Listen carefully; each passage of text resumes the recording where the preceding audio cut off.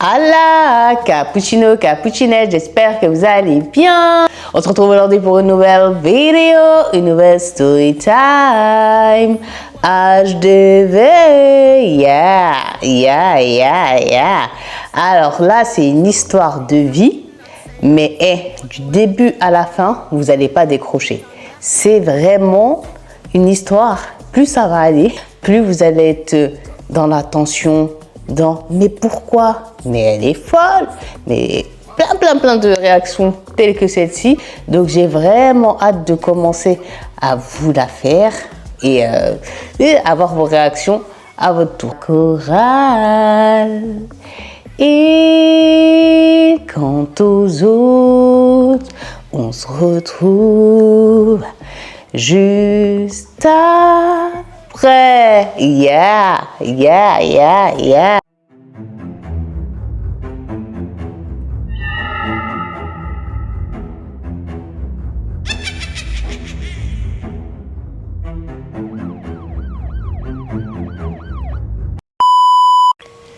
J'espère que vous êtes bien installés. Donc cappuccino, cappuccinette, pour cette nouvelle histoire de vie HDV, je vous emmène.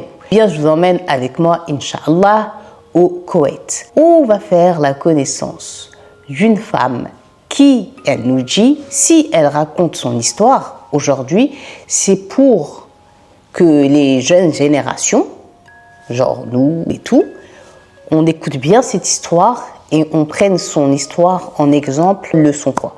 Et qu'on ne fasse pas la même erreur qu'elle. Parce que même si, après vous allez voir, sans spoil, donc non, je dis pas parce que ça va spoil, mais en gros, cette leçon, jusqu'à aujourd'hui, de ce qu'elle a fait, elle en a honte, malgré qu'aujourd'hui, on va dire ça va. Mais quand même, elle en a honte.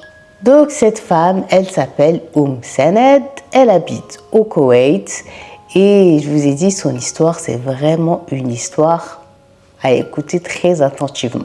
Parce que elle dit que jusqu'à aujourd'hui, la zelt nadman. C'est quoi nadam? Nadam, c'est les regrets de ce qu'elle a fait il y a quelques années de ça en arrière. Donc elle nous dit, quand cette histoire s'est passée, elle était déjà une femme mariée avec des enfants, elle vivait dans une vie calme, paisible. Donc Saned, elle nous dit, à la période où cette histoire s'est passée avec elle, cette grande leçon de vie par la suite, eh bien elle était déjà mariée et déjà maman. Et elle a dit qu'elle a toujours bien vécu, qu'elle était dans une vie paisible, calme, une vie vraiment ordinaire un peu, qu'elle a voyagé, qu'elle a bien profité, qu'elle s'est toujours très bien entendue, que ce soit avec son mari et ses enfants. Bref, elle avait une belle vie, alhamdoulilah. Et aussi qu'entre elle et son mari, c'était vraiment une très belle entente et surtout il y avait beaucoup d'amour entre les deux et qu'il lui a toujours fait plaisir, qu'il lui faisait toujours des surprises, des cadeaux, des week-ends comme ça qu'il organisait de lui-même pour un peu qu'elle sorte de sa routine. Bref, beaucoup de choses comme ça pour maintenir, on va dire, la flamme entre les deux. Aussi, son mari, c'était quelqu'un de très bon, généreux, gentil, il aidait tout le monde.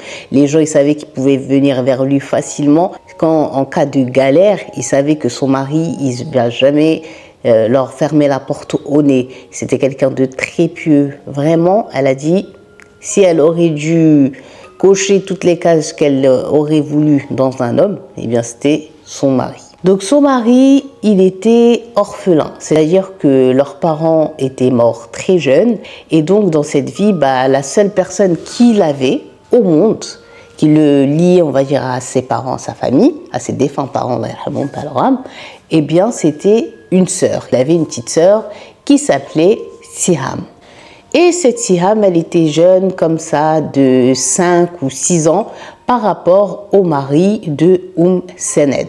Et Siham, elle aussi, donc la belle-sœur de son côté, elle est mariée, elle a ses enfants, tout va bien dans sa vie, elle est très épanouie aussi, alhamdoulilah, elle aussi de son côté, Aïcha Mziane, c'est-à-dire elle vivait bien. Le seul truc, c'est que elle, sa santé à Siham, donc la belle-sœur, elle n'est pas des plus grandes formes, c'est-à-dire elle n'est pas vraiment au top, puisqu'elle a quand même quelques problèmes au niveau de son cœur, des problèmes cardiaques, et aussi elle a un problème de diabète. Mais à un moment donné, donc Siham, la belle-sœur, elle va se rendre compte qu'à cause de son diabète, elle commence à développer el gargarina, qui est la gangrène. Donc elle a essayé de se soigner dans un premier temps, dans chez des podologues, en suivant des traitements et tout ça, mais malheureusement, plus ça avançait dans le temps et il n'y avait aucune amélioration, plus la gangrène commençait à s'implanter et vraiment à s'étendre sur le pied de Siham. Donc malgré tout ce qu'ils ont essayé de faire, les médecins avec Siham, pour ne pas du tout employer le mot amputation, malheureusement ils vont devoir lui amputer dans un premier temps une première partie dans son pied. Donc ils l'ont coupé, on va dire, comme ça, et ils pensaient, les pauvres, qu'en agissant ainsi, la gangrène allait s'arrêter et que le sujet allait être clos. Donc déjà ça a été dur pour Siham et un grand choc aussi pour tous ses proches, mais surtout la principale intéressée. Perdre la moitié de votre pied, j'ose même pas imaginer comment ça doit choquer. Et comme je vous ai dit, malheureusement, on a cru que ça allait être suffisant, mais ce n'était pas du tout le cas. Et là, les médecins, ils se sont réunis puisque la situation a commencé à devenir urgente, puisque cette gangrène ne voulait pas partir d'elle. Là, ils ont pris la décision d'amputer jusqu'à son genou. Donc là, on était juste sur une moitié de pied et regardez tout ce qu'elle va perdre jusqu'à son genou. Donc là, elle était vraiment traumatisée. Donc quand le jour de l'opération est arrivé, Saned, donc celle qui nous raconte, elle nous dit que bon, ils étaient tous autour d'elle, mais qu'elle pleurait beaucoup, mais que celui qui était touché et qui pleurait beaucoup, c'était même pas, dites-vous, le mari de Siham, c'était le père. Donc le mari de Saned, Abou Saned, c'est lui qui pleurait à mort. Donc là, ce qui va se passer, c'est que bon, ils vont l'amputer et lorsqu'elle va rentrer chez elle, elle va commencer, Siham, à capter que son mari, suite à cette opération, il fait comme un rejet de sa personne, un rejet de Siham. Il reste pas avec elle, il n'est pas son saned, c'est-à-dire il n'est pas son appui, il la réconforte pas, non, en fait, il en a marre parce que quand il voit qu'elle doit changer ses pansements et tout, il souffre, ça le saoule, qu'elle soit malade, ça l'énerve et ça le contrarie. Et donc, elle a commencé à avoir un changement envers son mari. Il n'avait jamais, et surtout un comportement qu'elle ne lui connaissait pas. Donc ça, le fait que son mari ne soit pas à ses côtés durant ces dures épreuves, Siham, ça va pas l'aider au ilaj, c'est-à-dire à se soigner et à reprendre, on va dire, un peu goût à la vie malgré la dure épreuve qu'elle venait d'avoir. Et elle va tomber dans une dépression et vraiment être pas bien au niveau de sa santé. Mais malheureusement, elle n'avait pas fini dans ses épreuves parce que cette gangrène énervante va aller s'implanter maintenant sur son autre jambe. Et ça va être malheureusement le même scénario que la première jambe, c'est-à-dire on pensait juste qu'en enlevant les orteils, la première partie du pied, ça allait aller. Mais malheureusement, plus ils vont essayer de le soigner, plus l'état s'empire jusqu'à ce qu'il soit obligé de nouveau de lui amputer sa deuxième jambe comme la première, c'est-à-dire au niveau du genou. Et là, perdre ses deux jambes comme ça, franchement, elle était trop triste et tout le monde, incluant même Saned, tout le monde était triste de sa situation. Et donc la pauvre Siham, du jour au lendemain, elle s'est retrouvée donc dans un fauteuil roulant.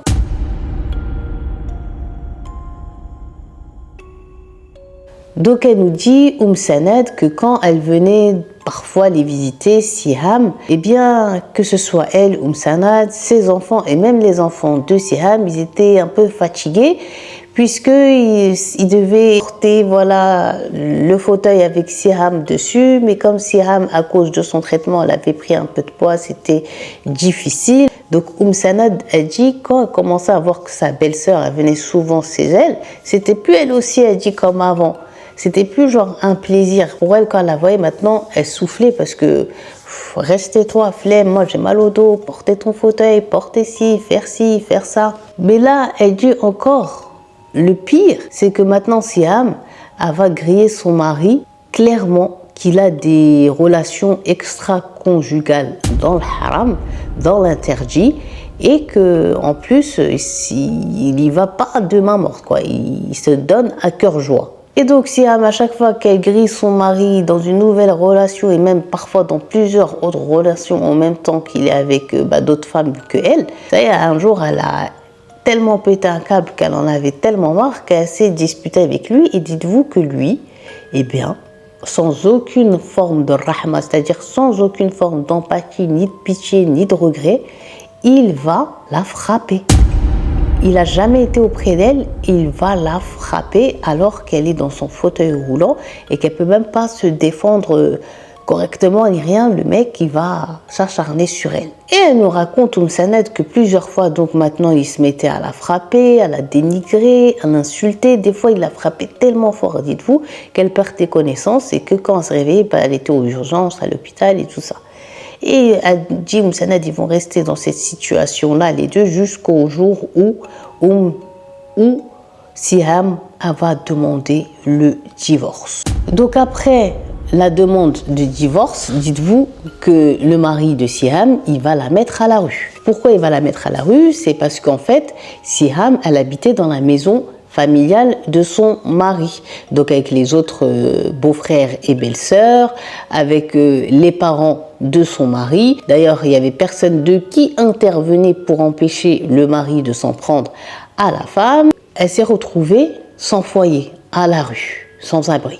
Donc Sanad, elle nous dit qu'elle va donc se réfugier chez eux.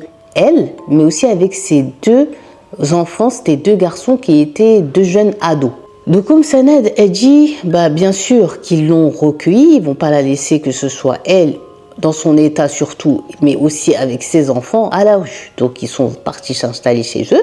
Et pour Sanad, c'était une situation qui devait être temporaire. C'était juste le temps que le divorce soit prononcé, que la justice dise au mari elle a nafaqa, c'est-à-dire pour la pension, et avec l'argent aussi qu'elle arriverait à avoir de son divorce, elle pourrait prendre son propre appartement et vivre avec ses garçons et puis voilà, continuer sa vie. Donc là, maintenant Siam, elle est installée chez Sanad et elle dit Sanad, c'est à partir de là que mon histoire véritablement commence.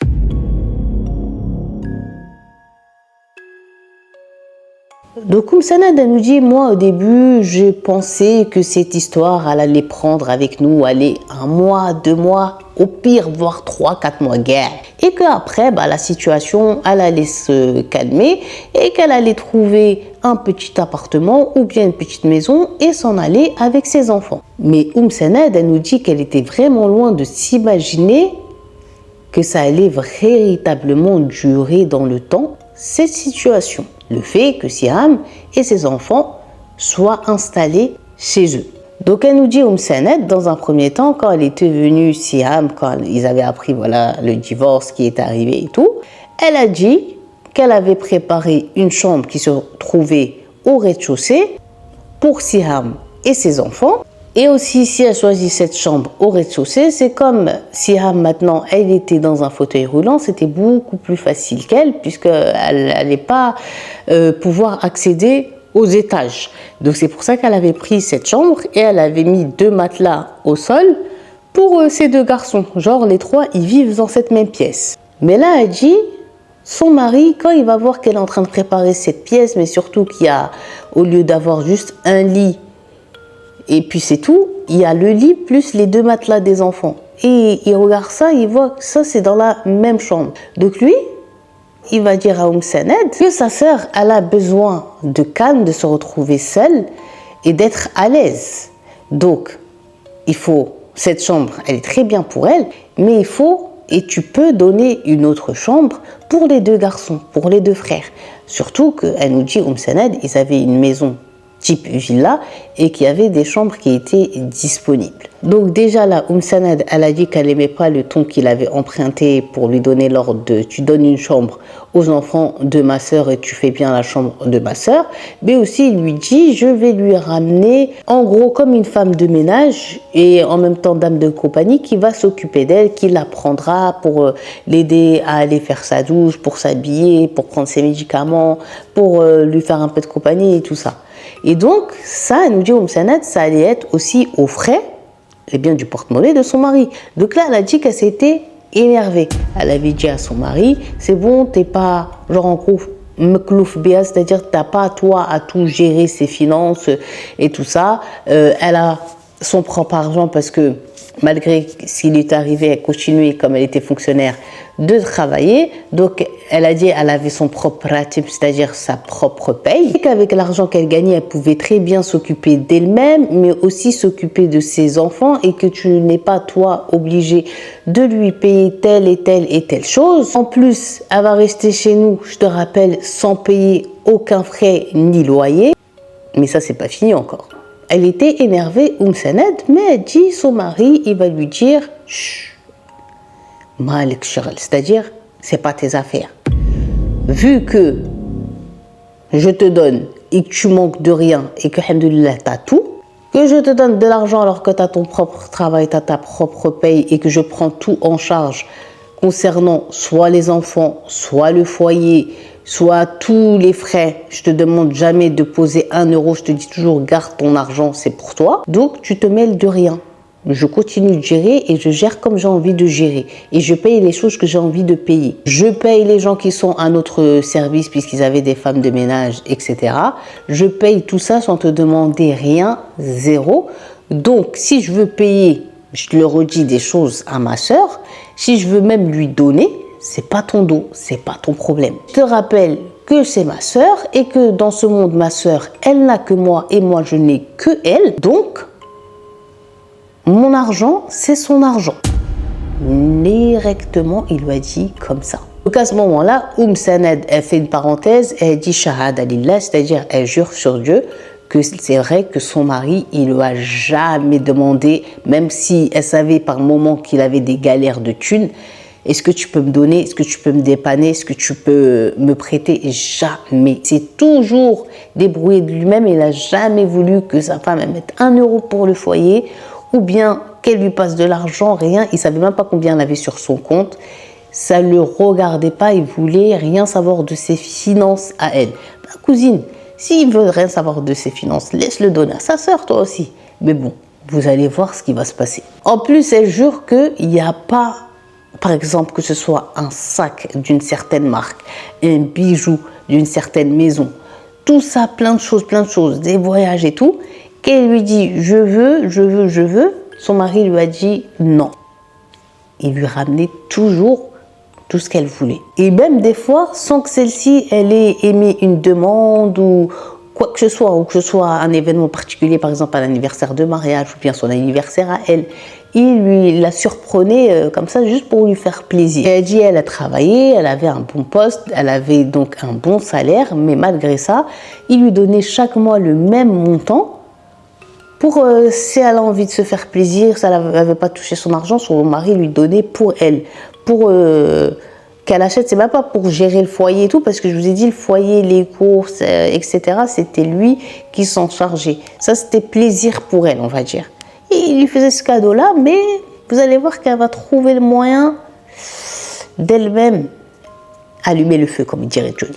Elle dit, malgré que mon mari il avait des qualités que très peu de maris, surtout quand elle voyait par rapport à certaines de ses copines ou à certaines femmes de sa famille, la situation dans laquelle elles étaient, elle a dit, moi j'ai toujours vécu comme une malika, c'est-à-dire comme une reine. Mais là, elle a dit, quand je voyais comment il parlait de sa sœur et tout, la jalousie, elle a commencé à s'installer fi galbi, c'est-à-dire dans mon cœur. Et en fait, je voulais pas tout simplement qu'elle me cherche, c'est-à-dire qu'elle soit mise par son frère au même pied d'égalité que moi. Que si il me donne à moi, il lui donne aussi à elle. Parce que ce qu'il va lui donner à elle, il me revient à moi de toi parce que déjà, elle est sous mon toit. Et en plus, c'est l'argent de mon mari. Elle avait son mari. Si elle voulait que quelqu'un continue à lui donner, il ne fallait pas qu'elle divorce. Donc elle nous dit que elle et son mari, c'était eux qui, quand ils étaient jeunes, quand ils se sont mariés, qu'ils ont acheté la maison à deux. Ils habitaient ni chez la famille de elle, ni chez la famille de lui. Ils ont directement, eux, acheté. Et derrière la maison qu'ils avaient achetée, dans le jardin, on va dire, il y a une dépendance. C'était une petite maison qui était composée de 3 chambres, un grand salon, une cuisine et 2 salles de bain. Et il était actuellement, elle nous dit, Sanad loué, il le louait à une famille syrienne. Mais un jour, elle nous dit, Sanad, elle voit son mari partir à la dépendance, toquer, parler avec le voisin. Comme elle a regardé de la fenêtre, elle ne savait pas qu'est-ce qu'ils étaient en train de se dire. Ensuite, quand son mari revient, elle lui dit « Ouais, je t'ai vu parler avec notre locataire, qu'est-ce qui se passe ?» Et là, son mari lui dit « Écoute, je lui dis qu'il se débrouille, mais qu'à la fin du mois, il faut qu'il ait quitté la dépendance parce que je veux la donner à ma sœur. » Donc là, Sanad, elle était énervée et choquée. Et quand elle a voulu débattre avec son mari, il lui a dit « Chut, c'est pas tes affaires. » Et il est parti. Donc là, elle a dit la fin du mois arrive, donc la famille syrienne, ils ont trouvé quelque chose d'autre, ils sont partis, mais quand ils sont venus pour faire l'état des lieux, ils étaient choqués de l'état dans lequel en fait cette famille, elle avait rendu l'habitation à l'intérieur, c'était catastrophique. Donc là, Abou Sanad, c'était impossible que sa sœur et ses enfants ils restent dans un état, dans un lieu pareil. Donc il est parti, il a ramené peintre, il a ramené plombier, électricien, ils ont tout refait à neuf, les murs, les sols, les plomberies, tout. Des gens pour faire le ménage, bref, il a entamé, on va dire, clairement c'est un chantier. Mais nous dit Sanad, dites-vous que moi j'étais en train de bouillir de tout ce qu'il est en train de faire. Déjà, il nous a fait perdre le loyer parce qu'il ne va jamais dire à sa sœur de payer le loyer. Mais en plus, sa propre sœur, donc Siham, elle disait à son frère « Malada'i, c'est-à-dire, arrête de faire autant pour moi, arrête de dépenser autant. » Elle-même, elle nous dit Sanad, Siham, elle était gênée de tout ce que son frère faisait pour elle. La pauvre Siham, elle continue en disant « Nous, on veut juste une pièce avec mes enfants, une chambre. C'est juste mu'aqqat, c'est-à-dire temporaire. On veut déranger personne, on veut s'apposer nulle part. Après, Inch'Allah, on va partir. Donc, ça sert à rien que tu fasses tout ça parce qu'en gros, à la fin, on va même pas rester. » Mais là, Sanad, elle nous dit que son mari s'énervait contre sa sœur en lui disant « Arrête de dire ça. Tu vas aller nulle part, c'est-à-dire ma maison c'est chez toi, c'est-à-dire c'est vous qui rentrez et c'est nous-mêmes on sort, tellement qu'il voulait que sa sœur, avec toutes les épreuves qu'elle a vécues, elle soit bien. Et donc, Abou Sanad, il est resté à surveiller les travaux de la dépendance jusqu'à que celle-ci elle soit devenue fraîche, elle soit devenue somptueuse. Et à partir de ce moment-là, une fois qu'il était prêt, il est parti, il lui a tout meublé, matelas, chambre neuve, canapé, tout, je vous ai dit, tout l'électroménager, tout est neuf. Et il lui a donné les clés, il lui a dit, tafaddali, c'est-à-dire, tiens, c'est pour toi et tes enfants. Donc, là, elle dit, Sanad, moi je les avais là, j'étais en train de bouillir et mourir. Mais il n'a même pas encore fini, mon mari, de vouloir me donner un AVC, puisque je voyais qui, quand il donnait à moi l'argent qu'il me donnait à chaque fin de mois pour me faire plaisir, j'ai constaté qu'il donnait aussi à sa sœur la même somme. Mais aussi maintenant, ce qui m'énervait, c'est qu'il donnait aussi aux enfants comme il donnait à nos enfants. Il donnait à ses enfants l'argent de poche, s'il achète à nos enfants des vêtements, des ensembles, des chaussures, etc., aussi, il va leur acheter. Si les enfants de Siham, ils veulent sortir avec leurs amis, aller manger dehors ou aller au cinéma, il va leur donner. Même les enfants de Siham, dès qu'ils veulent quelque chose, mon oncle, et leur oncle, il ne peut pas leur dire non, il leur donne. Donc ça, Sanad, c'est en train de l'envoyer doucement comme ça dans la tombe. Ce qu'elle dit, le père des enfants de Siham, c'est-à-dire l'ex-mari là, il servait vraiment à rien, même si le tribunal il avait dit qu'il devait leur donner comment on appelle ça, nafaqa, la pension alimentaire et tout, il donnait rien du tout, il mettait tout dans son ventre, il vivait sa vie, il sortait avec ses meufs, il n'en avait rien à faire, il avait carrément oublié qu'il avait été marié une première fois et surtout de ce mariage il a 2 gosses. Et à partir de là, Sanad a dit pour moi c'était devenu trop et ma jalousie, plus ça allait, plus elle augmentait et plus elle m'aveuglait. Et là, elle dit, j'ai commencé à devenir vraiment dure vis-à-vis de Siham. Elle va nous expliquer comment. Elle a dit dès que je voyais Siham quelque part, soit je lançais des paroles visées, dures, blessantes qui vont lui faire du mal, parce que je voulais la voir pleurer. Je voulais qu'elle pleure comme moi je pleurais de l'intérieur, de voir que son frère il s'occupait d'elle maintenant mieux que moi. Donc j'essayais par tous les moyens de l'atteindre, psychologique. Et si je faisais tout ça, c'était dans le but et l'espoir qu'elle en ait marre, Siham, et qu'elle pète un câble et qu'elle décide de prendre ses enfants et partir. Mais elle dit rien du tout. Siham est restée calme. Elle ne lui répondait pas, même si ça se voyait à travers ses yeux qu'elle avait les larmes juste là et tout. Elle dit déjà, je pense qu'elle me respectait par rapport à mon âge, parce que j'étais beaucoup plus grande qu'elle.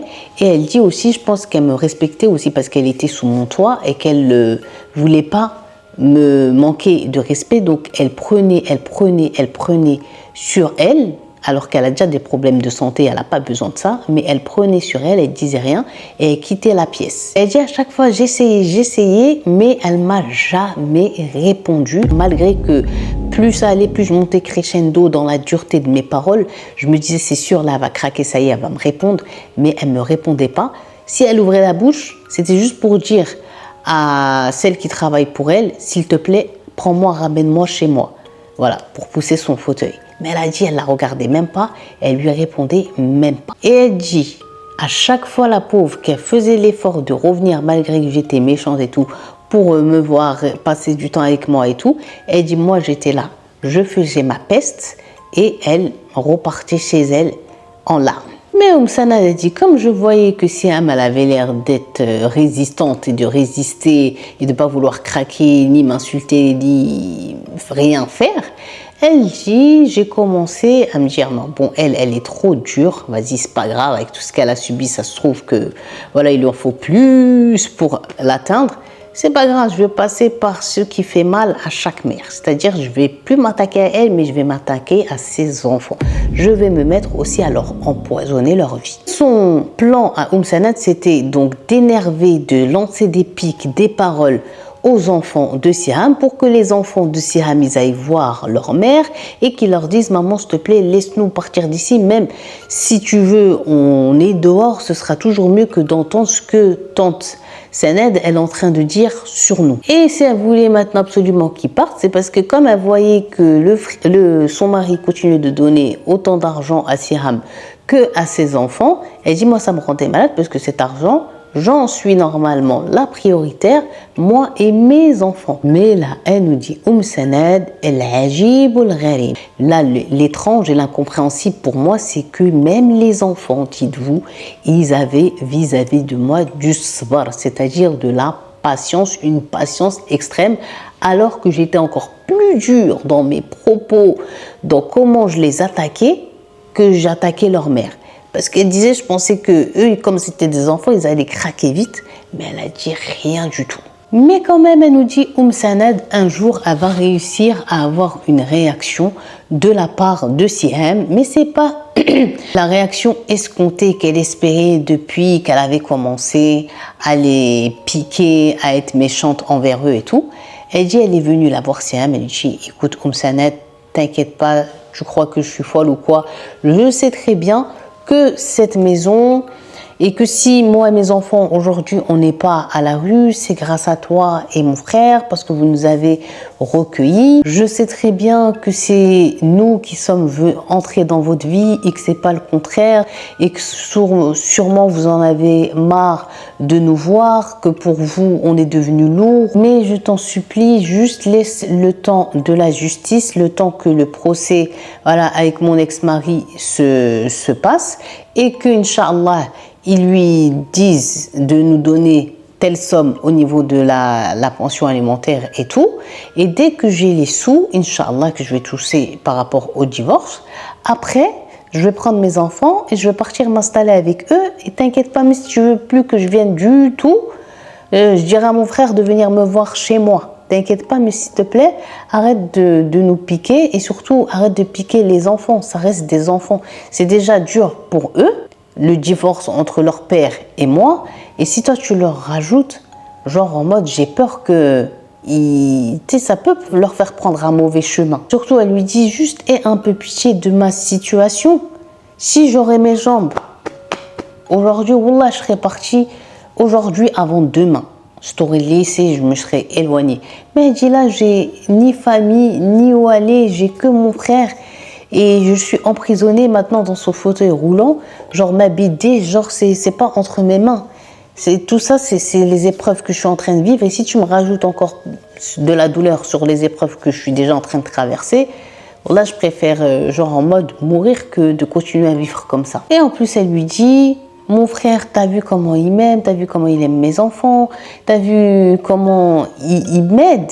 Elle parlait pas du côté financier, elle parlait du côté au niveau du cœur. Elle lui dit, je peux pas aller chez mes tantes, mes cousines ou bien des oncles, je peux pas aller m'installer chez eux, alors que mon frère, alhamdoulilah, il est encore dans la vie, genre en gros, celui qui est le plus proche de moi, ben, c'est normal que je suis avec lui. Plus elle lui dit, tu sais très bien qu'ici au Koweït, si jamais je vais m'installer ailleurs que hormis chez mon frère, les gens quand ils vont voir mon frère, ils vont le pointer du doigt dehors, ouais il a tel chasseur, ouais il a pas pitié de la situation de chasseur, etc. Donc elle lui dit genre, patiente, juste patiente encore un peu et Inch'Allah khair, et voilà. Donc elle dit, là je lui ai pas répondu parce que dans tout ce qu'elle m'a dit en vérité, même si je lui ai pas dit, je savais qu'elle avait raison, que les gens, si mon mari il la met à la rue ou s'il la laisse partir quelque part d'autre, les gens directement ils vont parler. Donc là ce qui s'est passé, elle a dit, j'ai rien dit et j'ai dit vas-y, je vais leur laisser un peu de répit, on va voir combien de temps encore ils vont rester chez moi. Donc elle dit malheureusement c'était encore long, elle était encore chez moi.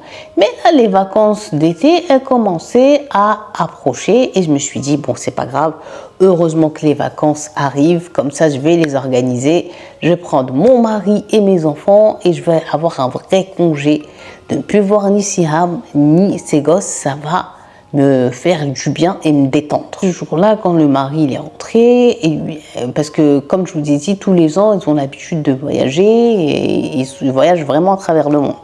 Et donc, elle lui dit, bon, alors, il faut qu'on commence à organiser et parler des vacances et tout ça pour savoir on va où, il faut qu'on voie avec les enfants, qu'on choisisse ensemble comme d'habitude et tout.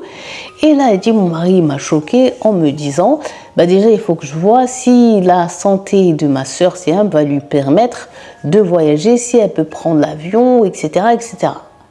Donc là, Sanad, elle dit, c'est comme si vous m'aviez mis un coup de poing. Et elle dit là, au même moment, Siham, elle rentrait et il lui dit, donc son mari, alors, est-ce que ça va et tout? Bon là, on était en train de parler des vacances. Pour que toi aussi, il faut que tu viennes avec nous. On ne peut pas te laisser là, toi et les enfants. Il faut que vous aussi, vous veniez en vacances avec nous. Et là, elle lui a dit, Siham, ah, moi, au niveau de ma santé, je ne peux pas, genre en mode, je peux pas voyager. Et en plus de ça, même si on va voir le médecin et dit, c'est bon, je peux voyager, avec moi, ça va être difficile parce qu'il faut me porter, il faut me pousser. Je demande trop d'attention. Donc, non, non, va toi, ta femme et tes enfants et profitez bien. Et nous, alhamdoulilah, on est là et tranquille. Mais là, elle dit, elle était contente. Elle a dit, bah c'est bon, ça y est, elle veut rester ici, c'est pas grave. Donc, on va où? Mais là, elle dit, son mari la coupe et lui dit, écoute, moi, je vais nulle part. Je n'abandonne pas ma sœur dans sa situation. Donc, cette année, pas de vacances. Donc là, elle dit quoi? Il lui a dit, هذه السنة ماكو سفر.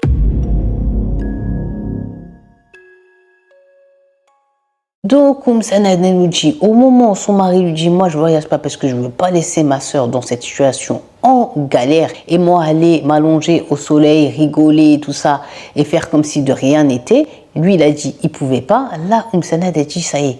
Là, c'était la goutte d'eau qui a fait déborder le vase. Là, tout ce que je subis dans ma tête, tout ce que je supporte depuis des mois, j'arrive plus. Ça y est, tac, j'en ai marre.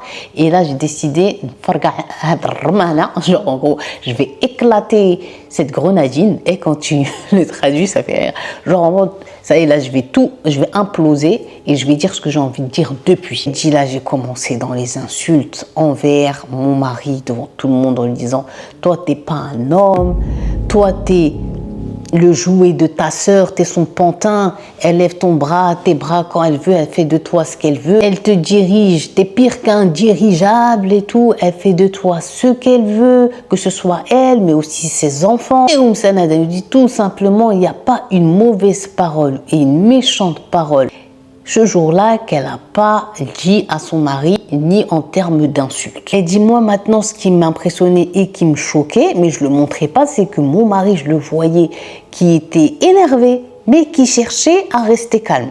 Il n'a pas bougé, il prenait sur lui, il m'a pas répondu, il m'a pas dit genre khalas, genre stop, ou tais-toi, ou chut, rien. Il était là, il écoutait tout ce que je lui disais.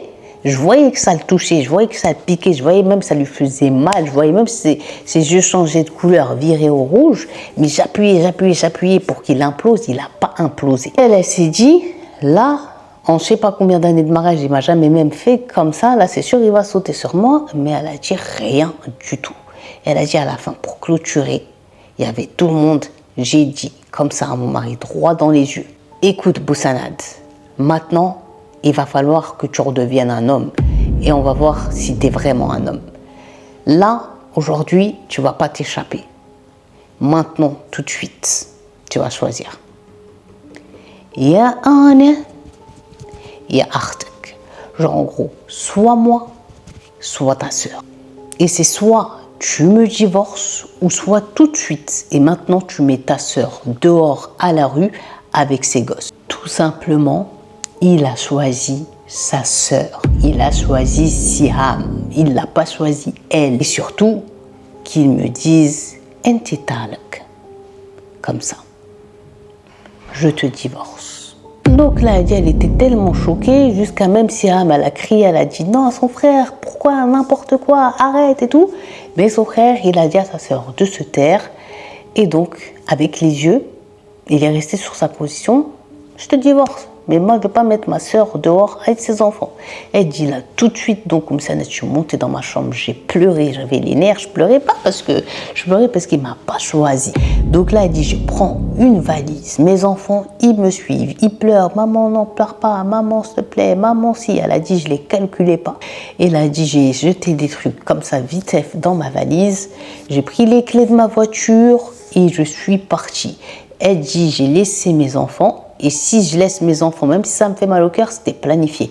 Puisque je voulais qu'ils mettent la pression sur leur père, que le père, il sente qu'il va couler parce qu'il n'y a pas la mère, il n'arrivera pas à gérer les enfants. Comme ça, après, lui, il va venir vers elle et lui dire, écoute, ça y est, Chétan, reviens à la maison. Et elle dit, comme ça, moi, je pourrais émettre ma condition. Si tu veux que je revienne à la maison, la condition que j'ai, c'est que ta sœur, d'abord, elle parte avec ses gosses et aide.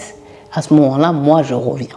Donc, elle dit à ce moment-là, je partais totalement confiante de mon plan et surtout totalement sûre de moi. Et elle dit, je savais très bien que j'allais pas me retrouver à la rue puisque, machallah, je suis issue d'une grande fratrie. J'ai 7 frères et 5 sœurs. Donc, l'incluant elle, ils sont 13. Elle, c'est pas comme Siham qui a seulement un frère et une personne sur cette terre. Non, elle a 7 frères et 5 sœurs. Donc elle dit directement, je me rends chez le plus grand de mes frères qui a une très belle et grande maison. J'arrive chez lui, il me voit, il est tard, qu'est-ce qui se passe? Je suis en pleurs, j'ai ma petite valise avec moi. Et donc là, il m'a fait rentrer dans le salon et je lui ai tout raconté. Et surtout, je lui ai dit, maintenant, là, je vais rester là jusqu'à que Boussanad se rende compte de la connerie qu'il a fait en choisissant sa sœur au lieu de choisir moi, sa femme, depuis tant d'années. Et laisse-le, tu verras, nanana. Au même moment qu'elle parle avec son grand frère, il y a sa femme dans les escaliers au grand frère qui lui fait des signes, s'il te plaît, viens, je peux te parler 2 minutes. Donc il se lève, il part vers sa sœur et il entend, et elle entend donc Sanad la belle-sœur dire au frère, puisqu'elle faisait exprès de parler fort, la belle-sœur, que hors de question. Là, là, là, là, là. Moi, il n'y a personne qui reste chez moi, patati, patata. Et elle dit là, je me vois en elle. Tout ce que je faisais subir à Siham, là, je voyais que ma belle-sœur, ma propre belle-sœur, elle était en train de me le faire subir à moi. Et comment vous dire que ça m'a fait drôle, et surtout, ça m'a mis 2 claques. Sauf qu'à ce moment-là, son frère, il avait dit hors de question, sa sœur, elle reste, et puis point final. À partir de ce moment-là, elle dit Sanad, elle est installée, donc c'est son grand frère, mais ce qui se passe, c'est que tous les jours, elle se dispute avec la belle-sœur qui lui lance les mêmes paroles qu'elle, elle lançait à Siam, sa belle-sœur, qui l'insulte, qui la rabaisse et tout ça. Et elle dit tous les jours, moi j'étais pas Siam, moi ma bouche elle est bien ouverte et donc tous les jours je l'insulte, je me dispute et même des fois on pouvait en arriver aux mains. Sauf qu'un jour, elle nous dit c'est parti tellement loin comme dispute entre la belle-sœur et elle-même, que son frère va venir la voir et va lui dire je m'excuse ma sœur, mais il bit c'est-à-dire mais sors de chez moi. Là, elle dit Sanad, c'était le choc. Comment ça, mon frère, qui est censé être mon dos, il me met à la rue. Mon propre grand frère, de même père et de même mère, genre, il m'a jeté dehors. Et et tout ça pour qui? Tout ça pour sa femme. Pour sa femme, moi, sa sœur, dehors. Et elle dit, moi, j'ai jamais calculé que la vie, la roue, elle tourne. Et là, elle dit, je me disais dans ma tête, comment je pouvais dire à mon mari de jeter sa sœur dehors et que lui, il voulait pas. Alors que moi, aujourd'hui, on me mettait à la rue, mon propre frère, pour une inconnue. Parce que même si sa femme, il n'a pas le même sang qu'elle et tout, c'est moi qui suis le plus proche de lui parce que c'est moi qui suis sa sœur et on a été portés dans le même ventre. Donc elle dit, je suis montée, j'ai rassemblé ma petite valise et je suis partie, j'ai quitté chez lui, je suis partie chez un autre frère à moi. Et elle dit, chez cet autre frère à moi, ça a été la même situation. Et lui aussi, à la fin, il a fini par me mettre à la rue. Je suis partie après chez le troisième et toujours la même musique. Ils me mettent à la rue parce que leur femme leur demande de me mettre dehors. Sanad nous dit, elle est partie comme ça, c'est ses 7 frères. Les 7, ils ont fini un jour ou l'autre par la mettre barra, genre dehors, sans aucune forme de pitié parce que leur femme, elle leur disait, c'est soit elle, soit moi. Et donc, tous ses frères, ils ont choisi leur épouse et ils ont mis leur sœur dehors. Et elle dit le fait de vivre 7 fois, le fait de se faire mettre à la rue, elle dit c'était comme si c'était une punition de Dieu qui m'a fait vivre ça. Genre regarde ce que tu voulais faire vivre ça à Siham qui a personne. Toi tu as 7 frères, elle n'en avait que un.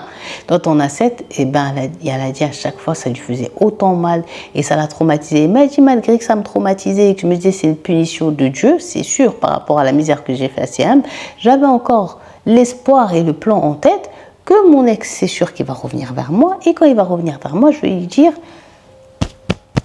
si tu veux que je revienne, ta sœur dehors. Elle a dit, là encore, j'avais pas, je crois, encore bien assimilé la leçon. C'est pour ça que je vais encore bien souffrir. J'ai aussi, je suis obligée d'avouer que sur mes 7 frères, que j'ai toujours aimés, vus comme des vrais hommes, des vrais bons et tout, il n'y en a pas un d'eux qui avait ne serait-ce que 1% de la bonté et de la générosité et de l'image que mon mari, il était. Parce que lui, il m'a dégagé pour sa sœur, alors que mes 7, ils m'ont tous dégagé pour leur femme.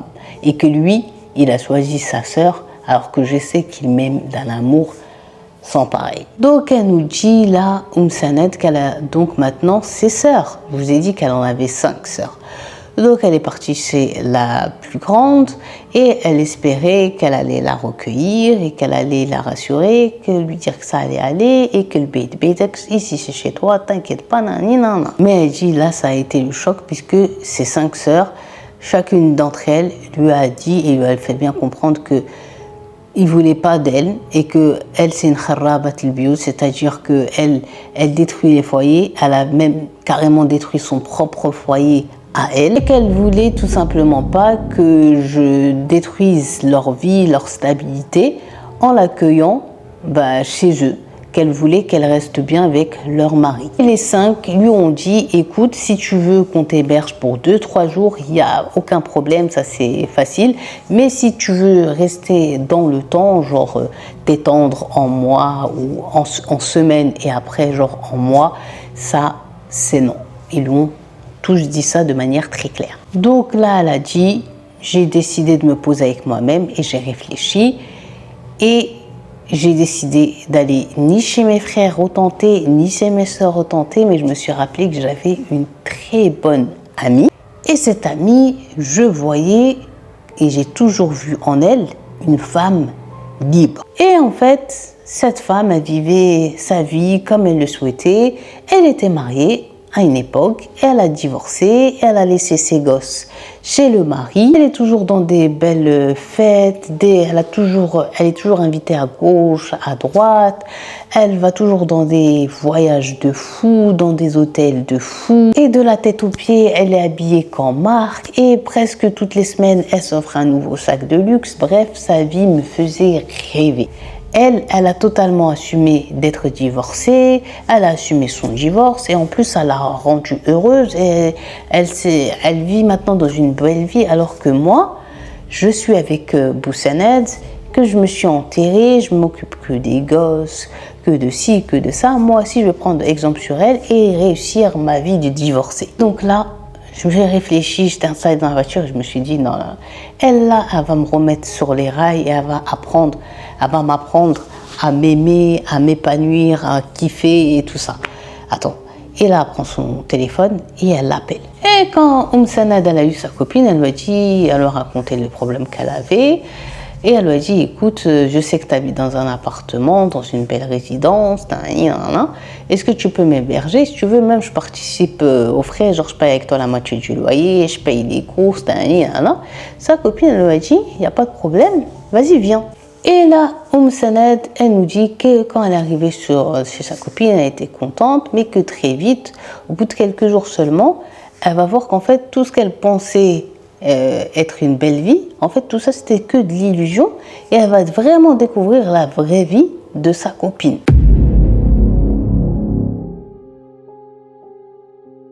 Elle dit, moi ce que je voyais comme ça à l'œil nu et que tout le monde voyait, c'était sa liberté, ses voyages, ses vêtements, les marques qu'elle portait, les sacs qu'elle avait. Mais là, elle dit, Sanad, quand je me suis installée avec elle et que j'ai commencé à voir et à comprendre, elle dit, malgré que je venais juste de me colorer les cheveux, je vous dis que ma teinture elle a viré au gris, tellement que j'étais pas prête à découvrir sa véritable vie. Je dis déjà, première des choses que j'ai découvert sur mon amie, c'est qu'elle était ni salariée, ni rien du tout. Elle reste toute la journée à la maison, le téléphone à la main et toute la journée, elle parle avec ses différents mecs. Elle avait différents mecs dans sa vie et c'est eux, en fait, qui l'entretenaient financièrement. Elle nous dit, bien sûr, les hommes qui parlaient avec elle, elle pensait qu'elle, elle parlait qu'avec eux. Mais elle avait toute une armée, on va dire, de mecs dont elle soutirait des sous. Elle a dit, par exemple, il y en avait un, il payait son loyer, l'autre, il payait tous ses frais, gaz, électricité, eau, etc. D'autres, elle arrivait à leur soutirer pour qu'ils lui payent des vacances, hôtels, billets. Les autres, elles prennent leur argent comme ça, après aller s'acheter ses make-up, elle peut aller s'acheter ses sacs, ses vêtements. Voilà comment, en fait, elle vivait.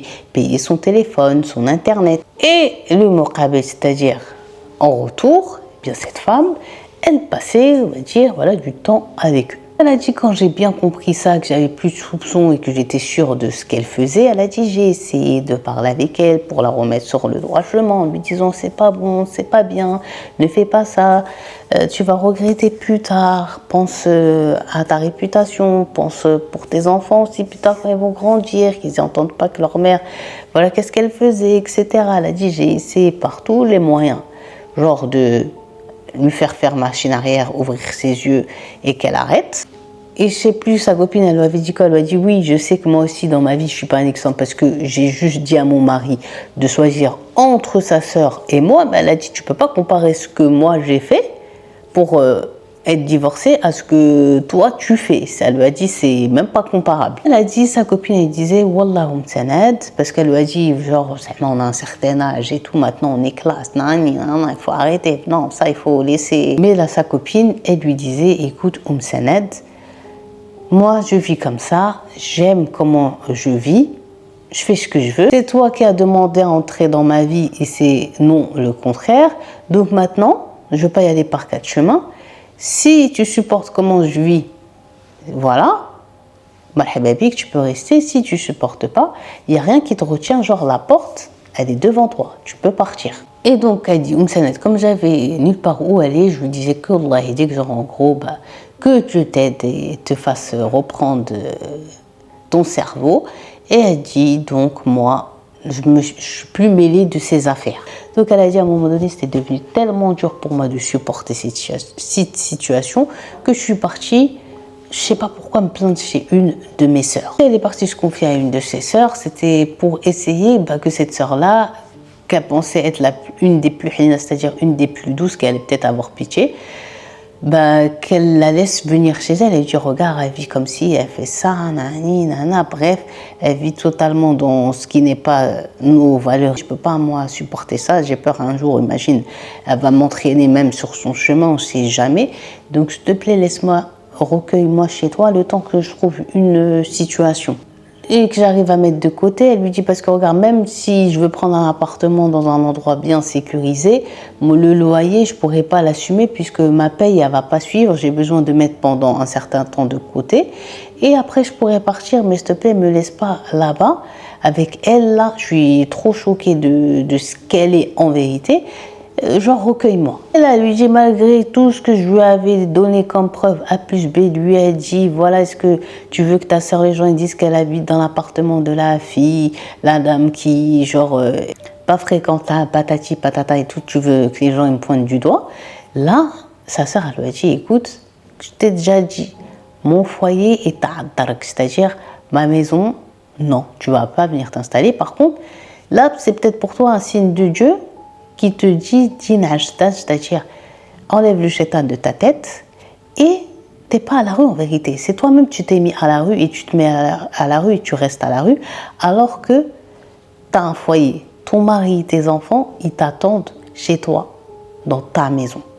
Donc c'est le moment pour toi. C'est le moment pour toi de redescendre de ton piédestal et d'aller t'excuser auprès de ta belle-sœur en premier lieu et de ton mari et de tes enfants et des enfants de ta belle-sœur et d'oublier tout ça et de reprendre ta vie là où tu l'as laissée. Elle lui dit retourne auprès de celui qui n'a pas voulu jeter sa sœur, qui n'est pas en gros comme nous, ni comme tes frères, ni comme tes sœurs. Donc là, Sanad a dit directement, quand j'ai entendu ma sœur me dire retourne genre chez Sanad, retourne chez toi, elle a dit mon kibriya, il m'a pas laissé. Kibriya, c'est quoi?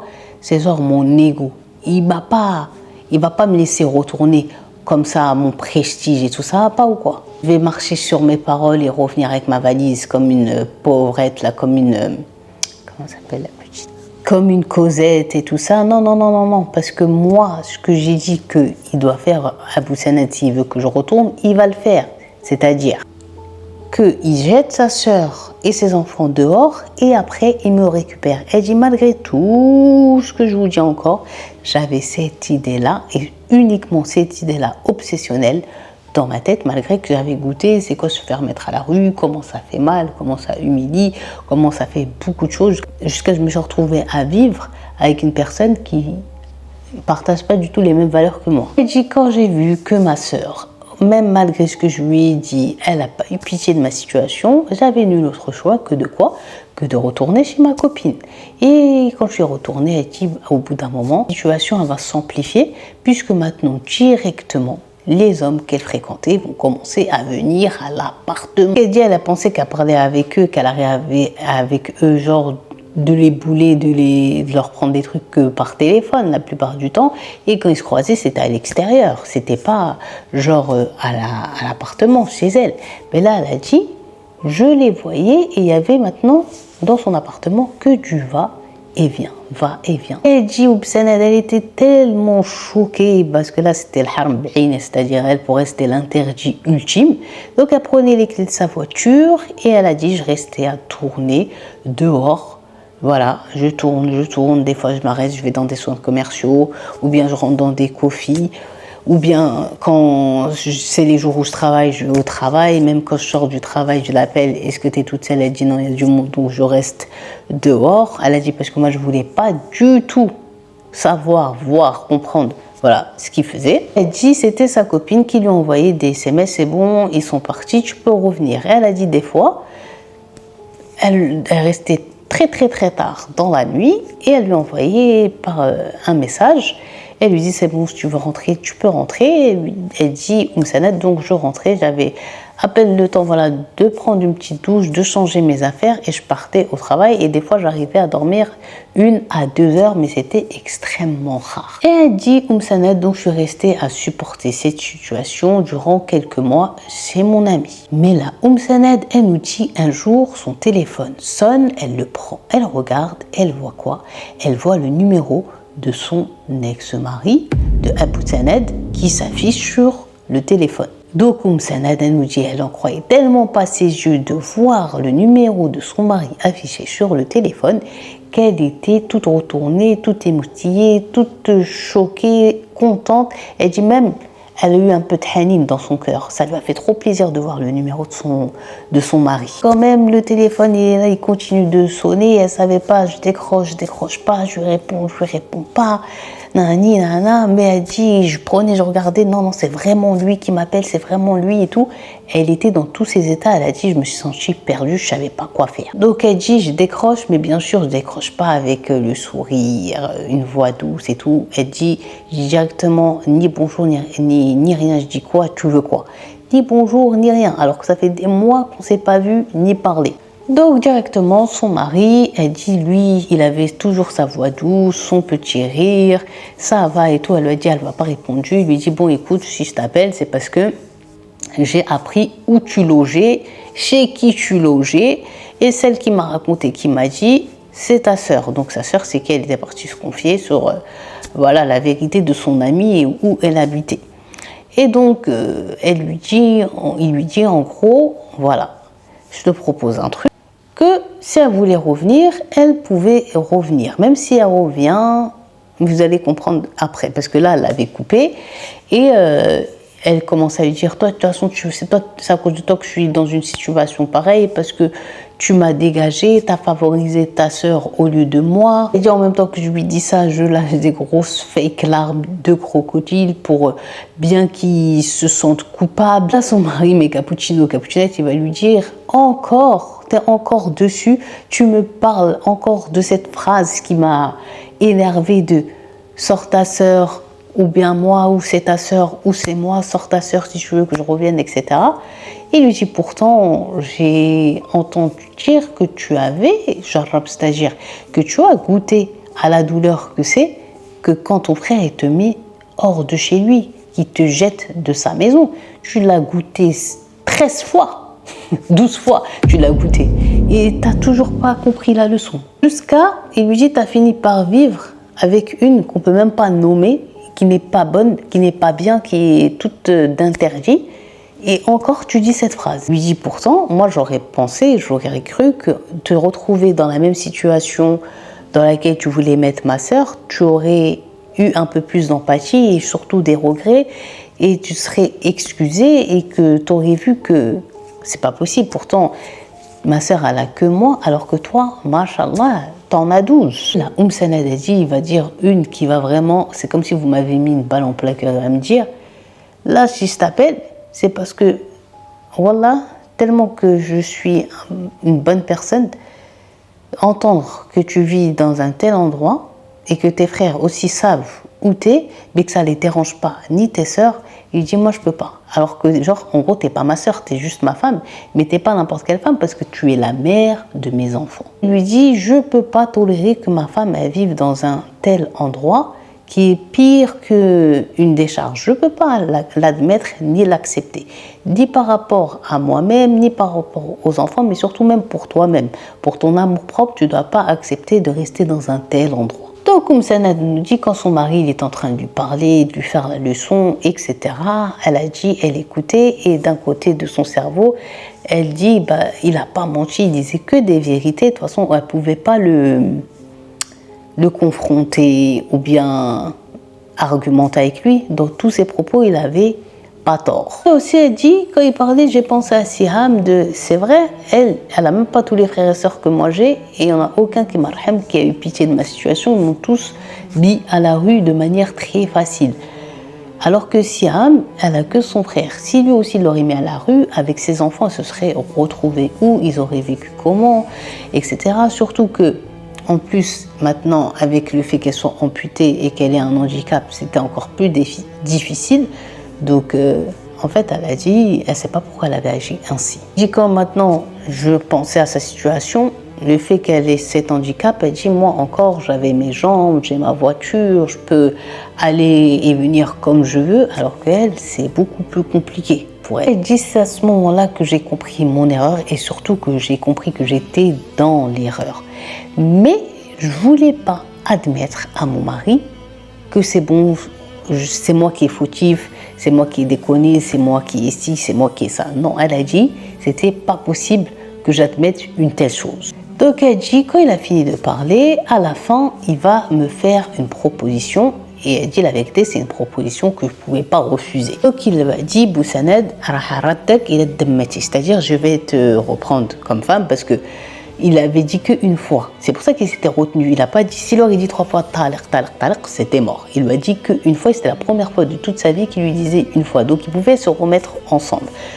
Que ce soit religieusement parlant, ils n'étaient pas encore divorcés, bien, genre sans aller-retour. Donc il lui a dit, tu reviens à la maison, t'es ma femme, mais genre en gros, si tu veux, on n'a pas de relation, chacun il fait sa vie de son côté, mais au moins t'es à la maison, t'es chez toi, entouré de tes enfants, qui me donne le 3e étage de notre maison en entier pour moi et mes enfants. Et qu'en gros, je vis à la maison, qu'il ne s'approchera pas de moi, même si je veux, il ne me parle pas, on ne se dit même pas bonjour et tout ça, mais au moins, elle est à la maison, avec ses enfants, chez elle, tranquille, et puis voilà quoi. Elle a dit, je commence à réfléchir, et pour moi, c'était mieux, parce que je voulais partir de cet endroit, de chez ma copine. Je voulais plus supporter ce qu'elle vivait, comment elle vivait et tout. Donc là, c'est ma porte de sortie. Mais elle va imposer à son mari de ni lui dire bonjour, ni lui parler. Si elle sort quand elle veut, elle rentre quand elle veut. Il n'a rien à lui dire et tout. Et son mari lui a dit, je t'ai dit, genre, je te calcule pas, mais au moins, t'es avec tes enfants, tu fais ce que tu veux et moi, je fais ce que je veux. Et surtout, elle voulait commencer à partir de sa copine parce que les gens, ils commençaient, c'est-à-dire en gros, vu que les gens ils la voyaient qu'elle c'était sa copine, ils ont commencé à parler qu'elle sûrement aussi elle vivait de la même façon alors que pas du tout. Donc elle avait tellement peur parce qu'après le Koweït c'est tout petit, ça va ternir vite leur réputation et pour plus tard les enfants quand ils voudront se marier etc. Ils vont avoir des problèmes. Non, leur mère avant, patati patata, alors qu'elle a fait ci, elle a fait ça, alors que la pauvre elle n'aura jamais fait. Donc elle s'est dit non. Vas-y, c'est l'occasion, je me casse. Elle a répondu à Boussaned, il n'y a pas de problème, je reviens. Et la seule condition que c'est, comme je vous ai dit, c'est que entre toi et moi, notre mariage, c'est juste, on est mariés, mais ça s'arrête là. On ne se parle pas, je sors, je fais ce que je veux et tout ça, tu me dis rien, je te dis rien. Tu me parles pas, tu me demandes pas, tu me dis pas tu vas où, tu manges pas avec moi, je te cuisine pas, je fais pas ci, je fais pas ça. Boussaned il lui a dit, je te l'ai dit et répété, c'est moi-même qui te l'ai dit, je te calculerai pas, je te parlerai pas, je te demanderai pas, je te cuisinerai pas, on dormira pas dans la même chambre, je te poserai pas de questions si tu veux sortir, où tu vas, nanana. Ouais, Lou, je t'ai juste dit, tu viens avec tes enfants dans ta propre maison, dans ton foyer et puis khalas. Donc là, elle lui a dit ok. Et il lui a dit, rassemble tes affaires et viens à la maison. Donc elle est rentrée, elle est repartie chez elle. Donc, quand elle est arrivée à la maison, comme le troisième étage, il n'était pas genre meublé et tout, il lui a dit, écoute, là, pour l'instant, tu t'installes dans notre chambre. Moi, je vais prendre mes affaires et tout.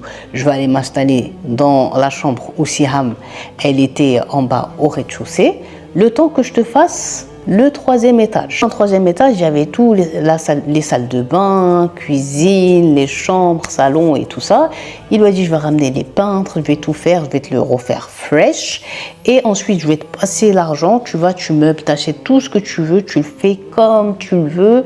Je veux rien savoir des prix, rien. Tu fais tout ce que tu souhaites dans le troisième étage. Et une fois qu'il est prêt et qu'il est à ton goût, tu t'y installes. Comme ça, moi, après, je peux revenir dans ma chambre. Comme ça, moi, il dit, Boussana, je reprends au deuxième étage, toi au troisième étage. Et ma soeur, elle est avec ses enfants dans le jardin. Et voilà, on vit notre vie cachée, tranquille. Donc, là, tous les ouvriers, tout ça, ils étaient là. Aussi, comme elle avait entamé, pas lui, la procédure de divorce, tout a été arrêté. Puis voilà, ils sont revenus ensemble, mais aux conditions, vous savez, lesquelles. Elle avait rendu les clés à sa copine, elle avait quand même dit merci et tout, mais plus jamais après elle a eu des nouvelles de sa part. Comme les ouvriers ils étaient là, donc elle, c'est elle qui était installée dans sa chambre à coucher au deuxième étage et Boussanad il était au rez-de-chaussée dans la chambre qu'elle avait passée à sa sœur, la chambre d'amis, et les travaux ça a avancé. Et ensuite, quand il était prêt et tout, il lui a passé l'argent. Elle a dit, j'ai acheté des derniers meubles, l'électroménager, j'ai tout bien fait les chambres de mes enfants ainsi que la mienne et tout. On est installés. Elle a dit, il vivait trop bien. À la suite de ça, elle dit, ce qui s'est passé, c'est que le mari, il faisait pas que ça. C'est-à-dire, elle a dit, elle faisait aucune course, c'est lui qui lui refaisait les courses, c'est lui qui payait tous les frais. Elle disait même, elle a commencé à réfléchir avec elle-même, on ne sait jamais que elle arrive à rentrer dans sa tête, genre il arrive à avoir une go. Donc elle a dit comment je faisais ma petite enquête pour savoir s'il était en couple ou pas. Je lui demandais, ouais, je veux tel sac, je veux ça, je veux que tu m'achètes ça et tout. Il me disait, ok, il me les achetait alors que, genre, en gros, on vivait copain-copine. Il a dit n'importe quelle chose que je voulais, que ce soit moi ou mes enfants, il allait chercher, mais surtout moi, dans les demandes excessives que je faisais, je pensais qu'il allait dire, mais t'es ma femme aux yeux des gens, mais sinon on est, voilà, on n'est pas ensemble. Je pensais qu'elle allait me dire non et tout ça. Il disait que oui. Il nous dit, Sanad, concernant Siham, elle voyait toujours son frère qui s'installe avec elle dans le jardin, qui ramenait une sénia, c'est-à-dire le plateau avec le thé, des trucs, qui discutait avec sa sœur, il la faisait rire, il la faisait manger, il la ramenait à ses rendez-vous médicaux, il suivait la scolarité de ses enfants. Il faisait en sorte qu'elle soit bien, qu'elle ait une bonne vie. Et franchement, il était avec elle un frère exemplaire. J'avais encore quand même de la jalousie par rapport à Siam de voir qu'elle avait un frère comme ça, alors que moi, j'en ai 12 et il n'y en a aucun qui m'a ni pris dans ses bras, ni réconforté, ni aidé, ni rien. Alors elle m'en a qu'un et regardez comment il agit avec elle. Des fois, j'avais l'impression qu'il se comportait avec elle, même pas comme une sœur, mais comme si c'était sa fille. C'était vraiment un amour qu'il avait envers elle, inconditionnel. Jusqu'au jour où un de ses fils, de ses plus grands fils, il est venu la voir. Elle était dans la cuisine en train de préparer à manger. Et il y a un de ses fils qui est venu et qui lui a dit, maman, s'il te plaît, est-ce que tu peux me repasser? Il avait ramené une djellabia et tout. J'en ai besoin. J'ai pas eu le temps de la ramener au pressing et j'avais oublié, j'ai zappé dans la semaine et là j'en ai vraiment besoin pour aujourd'hui. Et là sa mère elle me dit pourquoi tu vas où? Et elle dit ouais parce que j'en ai vraiment besoin et tout parce qu'aujourd'hui je dois aller quelque part avec papa et avec tata. Donc là sa mère elle dit mais toi c'est pas ton style d'habitude de mettre djellabia, en plus il lui avait donné pour mettre aussi sur la tête le radra et tout.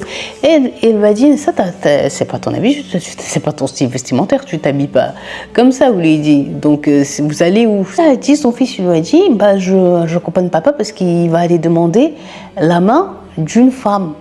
Il va se marier et papa il m'a dit est-ce que je peux venir genre l'accompagner avec tata. Elle dit donc là j'ai dit naam naam naam. En mode quoi répète. Et là, le fils, il a répété en rigolant, bah quoi, j'accompagne papa, il va se marier et tout, avec tata, il va aller demander la main d'une meuf, quoi, d'une femme, ça y est, papa, il va refaire sa vie, quoi. Donc là, elle a vu rouge. Là, Saned, elle a fait comme elle avait un truc. Attends, tac, tac, tac, tac, tac, tac.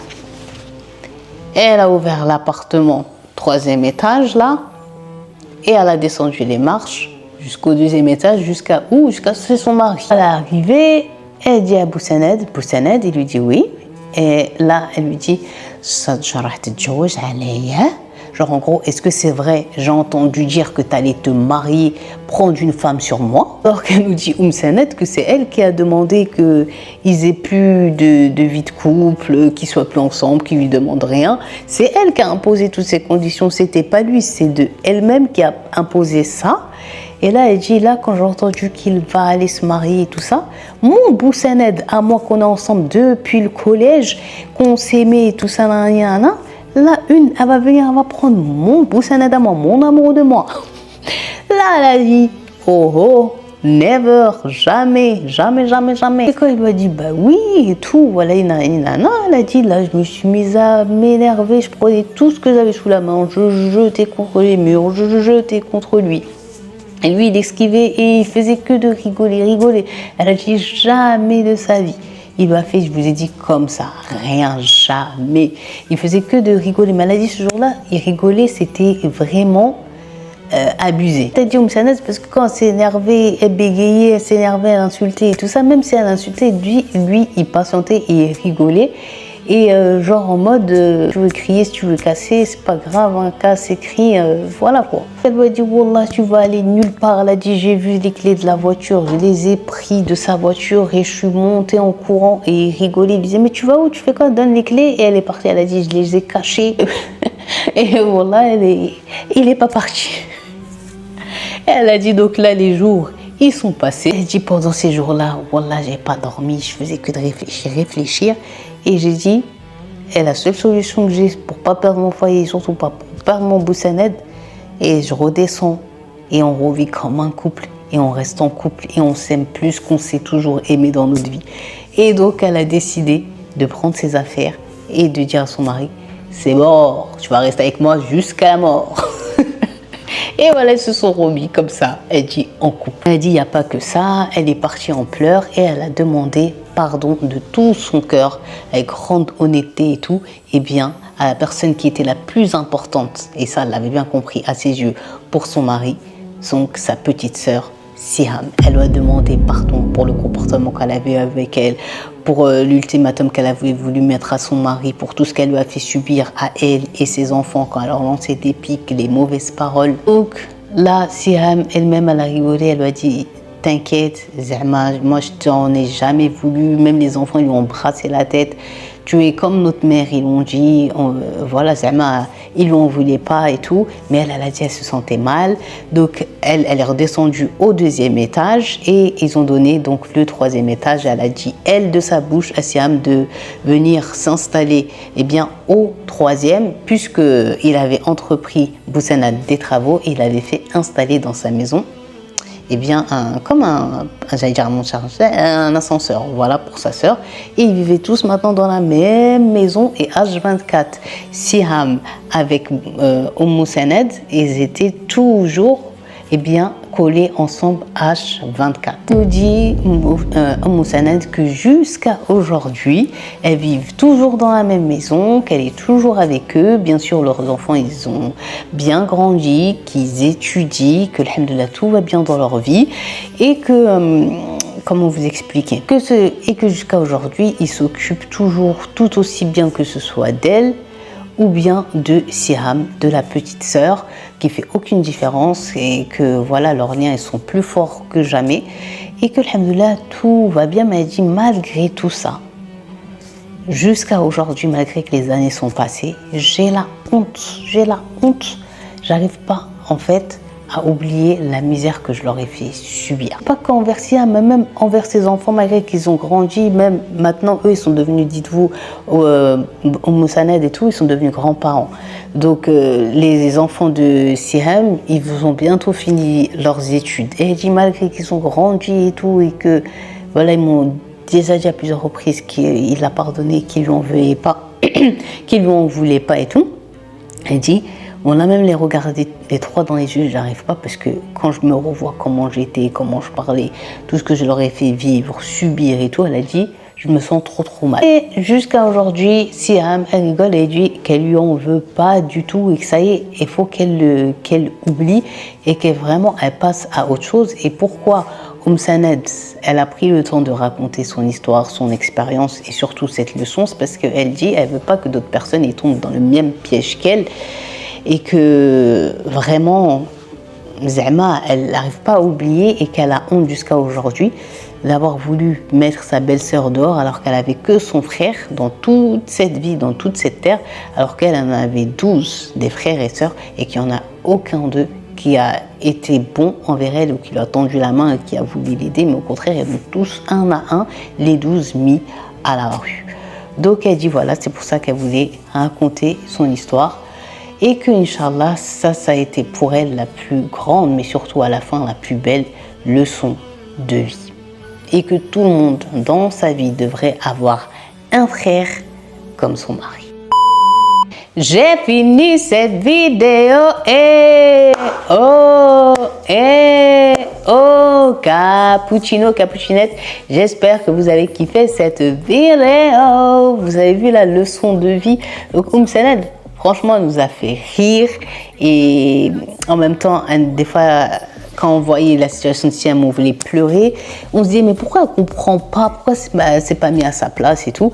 Mais quand elle a goûté à la place de Siam et tout ce qu'elle voulait faire à Siam, c'est là qu'elle s'est rendue compte de son erreur. Même si elle a eu du mal, hein, jusqu'à la fin, vous avez vu, à avouer, à admettre qu'elle était en faute.